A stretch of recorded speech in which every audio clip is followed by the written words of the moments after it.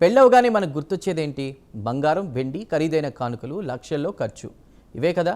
కానీ మధ్యప్రదేశ్లోని ఇండోర్లో ఓ జైన్ కుటుంబం మాత్రం ఇందుకు పూర్తి భిన్నంగా ఆలోచించింది.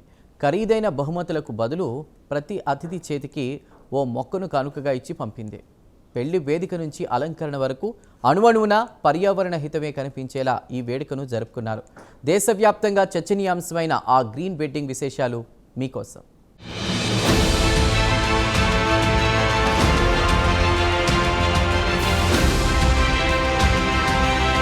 మధ్యప్రదేశ్లోని ఇండోర్లో జరిగిన ఈ జైన్ కుటుంబ వివాహం కేవలం ఇద్దరి పెళ్లి వేడుక మాత్రమే కాదు, సమాజానికి గట్టి సందేశం పంపిస్తోంది. వరుడు పార్థ్ జైన్, అటువైపు వధువు కుటుంబ సభ్యులు ముందుగానే అతిథులకు ఓ ప్రత్యేకమైన విజ్ఞప్తి చేశారు. తమకు బంగారం వద్దు, వెండి వద్దు, ఎలక్ట్రానిక్ గిఫ్టులు అంతకన్నా వద్దు, ఒక్క మొక్క తెస్తే చాలు అని చెప్పారు. ఆ పిలుపుకు అతిథులు అంతే ఆప్యాయంగా స్పందించారు. వివాహ మండపానికి చేతిలో పూల బొకేలు కాదు, వందలాది మంది పచ్చని మొక్కలు పట్టుకొని వాలిపోయారు. కొందరు మామిడి, వేప, జామ, నేరేడు మొక్కలు తీసుకురాగా మరికొందరు తులసి, అశ్వగంధ, కలబంద వంటి ఔషధ మొక్కలను బహుమతిగా అందించారు.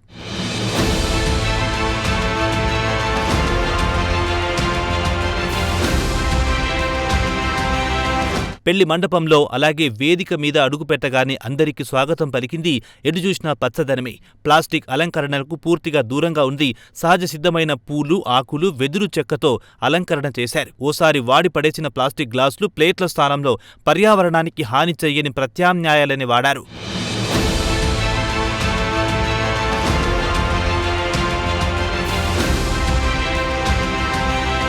ఒక్క కుటుంబం ఒక చెట్టు అనే సందేశంతో వచ్చిన ప్రతి అతిథికి ప్రత్యేకంగా అవగాహన కల్పించారు నిర్వాహకులు. వేడుకలో పాల్గొన్న చిన్నారులకు సైతం మొక్కలు పెంచడం వల్ల కలిగే ప్రయోజనాలను ఓపికగా వివరించారు. अपने हम चूँकि आप देखते हैं कि जिस समाज में जैसी परंपरा होती है उसका पालन होता है, तो चूँकि मैं जैन हूँ और जैन परिवार में पला बड़ा, मेरे पिता के संस्कार थे, उन्हीं संस्कारों के मुताबिक मैंने पूरे आयोजन में जमीकंद रहित जैन भोजन का सभी अतिथियों को किया और आने वाले अतिथियों को से आग्रह किया था मैंने अपने पत्रिका और अपने व्हाट्सएप मैसेज में कि आप कोई उपहार मत लाएं, आप अपने बच्चों को आशीर्वाद देना चाहते हैं तो प्रकृति का आशीर्वाद दीजिए। प्रकृति आज हमारी कहीं न कहीं किसी तरीके से धूमिल भी हो रही है, कट भी रही है, हमको उसको रोकना भी है, हमको हमारी प्रकृति को सजाना भी है, संवारना भी है। ये हमारी एक सामाजिक जिम्मेदारी है। इसी सामाजिक जिम्मेदारी को इस विवाह समारोह का हिस्सा बनाया है और मुझे अच्छा लगा कि मेरे समाज ने इसको बहुत दिल से लिया है।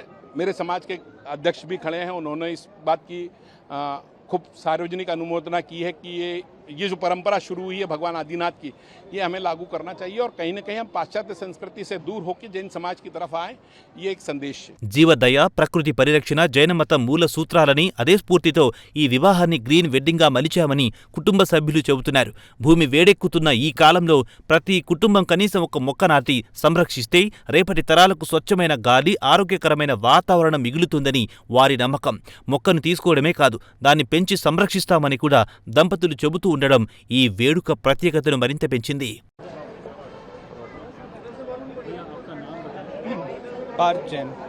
ये बताएं, ये एक नया कॉन्सेप्ट आपके पापा ने लाए हैं कि पेड़ बचाने, पर्यावरण बचाने के लिए, क्या कहना है? जिस प्रकार से मेरे फादर ने आपको बताया कि हम लोग घर में बैठ के डिस्कशन कर रहे थे किस हिसाब से विवाह होना चाहिए, तो हम हर रोज़ देख रहे हैं कि प्राकृतिक आपदाएं जो है देश में बढ़ रही हैं, निरंतर बढ़ रही हैं और हमने उस चीज़ को ध्यान में रखते हुए हम रोज़ मोदी जी को सुन रहे हैं।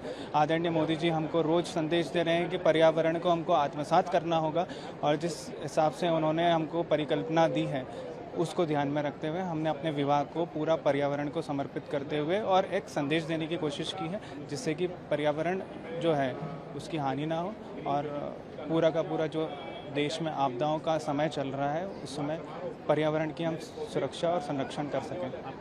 पार्थ जैन. ఇటీవల కాలంలో దేశవ్యాప్తంగా గ్రీన్ వెడ్డింగ్స్ కు ఆదరణ పెరుగుతోంది.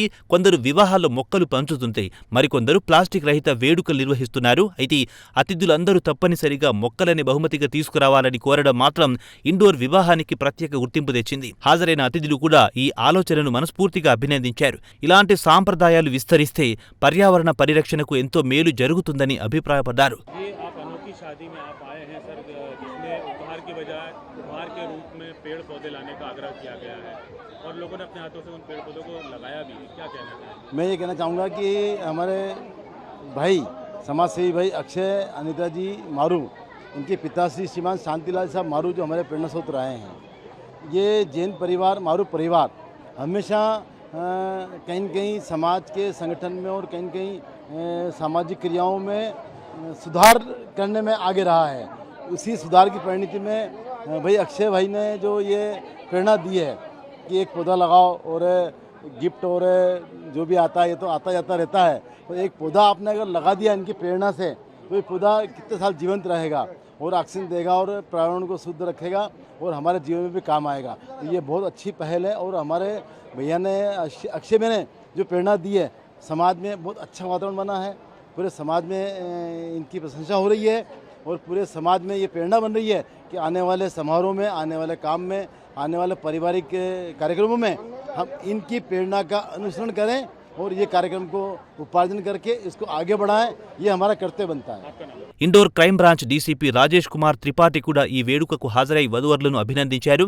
శుభకార్యాలను పర్యావరణ పరిరక్షణతో ముడిపెట్టడం అభినందనీయమని, ఇలాంటివి యువతకు మంచి స్ఫూర్తినిస్తాయని పేర్కొన్నారు. పెళ్లి అంటే ఇద్దరి జీవితాల కలయిక మాత్రమే కాదు, సమాజానికి మంచి సందేశాన్నిచ్చే వేదిక కూడా కావచ్చని ఈ గ్రీన్ వెడ్డింగ్ నిరూపించిందన్నారు.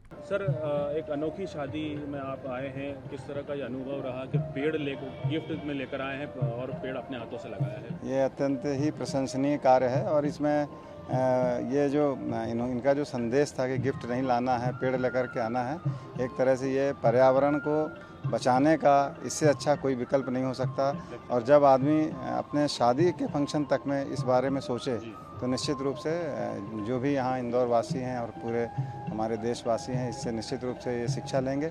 और ये सिर्फ बात इंदौर की नहीं है, हमारे पूरे विश्व की है एक तरह से, जिसमें पर्यावरण की रक्षा करना है तो हमको इस लेवल तक सोचना पड़ेगा। मैं इनके पूरे परिवार को इस संबंध में शुभकामनाएं देता हूं और इस तरह के जो वृक्षारोपण का अनोखा जो इनकी पहल है वो सब जगह लागू हो, इस तरह की मैं शुभकामनाएं देता हूं। వాతావరణ మార్పులు, పెరుగుతున్న కాలుష్యం, తరిగిపోతున్న అడవులు ఇవాళ ప్రపంచ దేశాలన్నింటికీ పెద్ద సవాల్గా మారాయి. ఇలాంటి తరుణంలో ప్రభుత్వాల చర్యతో పాటు ప్రజల భాగస్వామ్యం కూడా అంతే కీలకం. ప్రతి శుభకార్యాన్ని ప్రకృతి పరిరక్షణతో ముడిపెడితే అదే సామాజిక ఉద్యమంగా మారే అవకాశముందని ఈ వివాహం చాటి చెప్పినట్టయింది.